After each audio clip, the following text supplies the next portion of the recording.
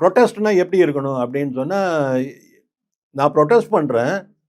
அதனால எந்த பாதகமும் இருக்கக்கூடாது.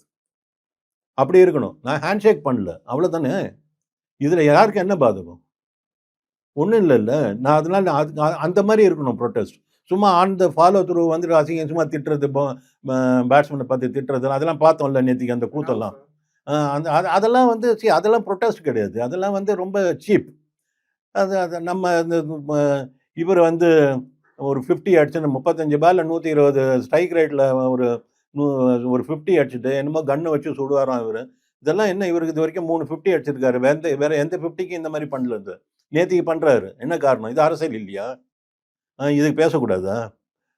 அப்படிங்கிறாரு. இது என்ன அது கடைசியில பார்த்தா அந்த அந்த ரவுஃபுமே அவர் வச்சு பிராக்டிஸ் அப்ப ஏதோ 6-0ன்னு சொல்லி அந்த சில விஷயங்கள், அதாவது ஜியோ பாலிடிக்ஸ் பத்தி பேசினதா நெறைய தகவல்லாம் போய் அது ரொம்ப பேஷா பண்ணப்பட்டுச்சு.